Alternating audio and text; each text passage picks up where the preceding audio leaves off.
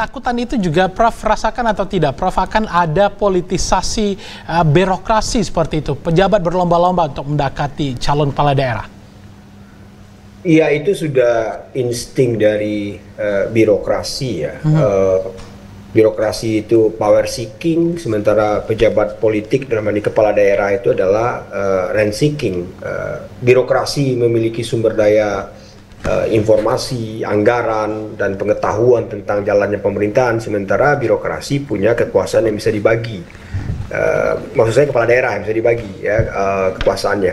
Nah, jadi hubungan keduanya inilah yang saya pikir menjadi simbiosis mutualisme terkait dengan apa yang bisa kerjasamakan antara kepala daerah terpilih dengan birokrasi.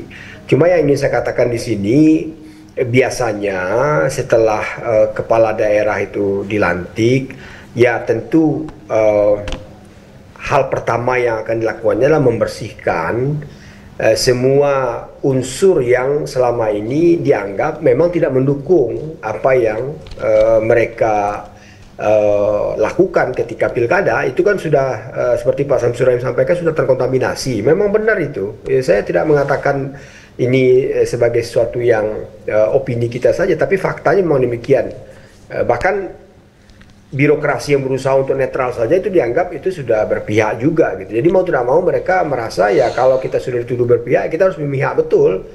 Nah, ketika yang dia terpilih itu atau wali kota atau bupati atau kepala daerah yang terpilih itu tidak sesuai dengan harapannya, ya tentu dia cara yang paling mudah itu adalah bagaimana mencari kalau istilahnya Okta tadi, menjilat ya, atau mencari peluang agar mereka tetap dipakai oleh kepala daerah. Padahal waktu pemilihan kepala daerah sudah diidentifikasi bahwa dia itu memang sama sekali tidak mendukung kepala daerah yang terpilih dan mendukung kepala daerah yang sebelahnya atau lawan dari kepala daerah yang terpilih ini gitu. Nah, andai saja itu tidak pun mendukung, artinya dia berusaha netral, tetap akan dicurigai ya, karena tidak mendukung. Itu kan juga banyak informasi ya, persaingan di antara para birokrat ini untuk mengatakan si Ani itu berpihak kepada itu dulu gitu. Itu akan sampai informasi itu gitu. Jadi mau tidak mau tentu akan dilakukan oleh kepala daerah itu bagaimana membersihkan itu. Saya pikir itu naluri seorang penguasa memang begitu gitu. Nah, cuma kan ada juga seperti Pak Samsuri yang sampaikan, ada juga yang ingin melihat bahwa sebenarnya dia kan karakter birokrasi ini karena terbawa-bawa juga ya. Akhirnya dia ikut-ikutan untuk itu, padahal dia berusaha untuk netral gitu, atau berusaha untuk netral tapi dituduh juga tidak netral, ya akhirnya dia ikut dalam prosesi kepala daerah itu. Nah, dia kalau memang kinerjanya baik di awal-awal ini kan sudah bisa dinilai juga itu. Nah, ya tentu akan dinilai bahwa dia bisa ditempatkan, kalaupun tidak diberhentikan, dia akan diberi jabatan yang ya tentu belum strategis lah, dilihat bagaimana loyalitasnya dan seterusnya gitu. Tapi yang paling penting ini Okta ya, kita tidak menafikan ya bahwa di birokrasi itu ada merit system. Itu satu hal yang kita tidak bisa nafikan. Tapi perlu diingat, dalam konteks merit system itu juga ada jabatan-jabatan yang bersifat spoil system ya. Artinya di birokrasi itu ada birokrasi, ada non birokrasi. Keduanya itu berinteraksi untuk bisa menjalankan program kepala daerah gitu. Nah, kalau birokrasi ini sudah ada aturannya, dan saya yakin kepala daerah tidak berani juga untuk keluar dari itu gitu. Kalaupun keluar akan ditolak. Dulu ada KASN, sekarang kan tidak ada lagi. Tapi kan bagaimanapun kalau betul kata Bung Wendra bahwa harus ada izin dari Menteri Dalam Negeri, ya tentu Menteri Dalam Negeri itu bukan izin lisan itu, portofolionya dilihat, bagaimana persyaratan dilihat, alasan pemindahnya dilihat. Saya tidak tahu apakah dalam konteks seleksi menggunakan untuk jabatan tinggi pratama ini masih menggunakan timsel, saya pikir masih berlaku itu gitu.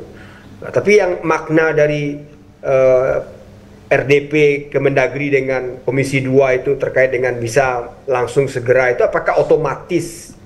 Contoh sekarang ini di pemerintahan provinsi ya, saya nggak tahu, mungkin Okta juga bisa mengatakan ya, kan sudah meliput juga. Apakah pelantikan pejabat eselon 2 sekarang ini lelang jabatan? Ya, sebab di dalam konteks undang-undang itu kan ada lelang jabatan, itu ada jabatan tinggi pratama, jabatan tinggi madya, jabatan tinggi utama misalnya, itu kan sudah ada itu.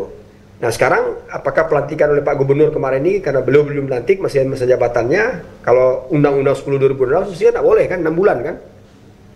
Nah, ini kan masih ini ya, masih dalam proses itu gitu. Jadi barangkali kalau hanya imbauan Pak Menteri, saya pikir nggak mungkin lah melanggar undang-undang, ya. Kalaupun ada nanti peraturan menteri atau keputusan menteri, ya peraturan menteri dalam negeri itu nggak mungkin dengan bertentangan undang-undang yang 10/2016 sudah jelas mengatur itu, gitu.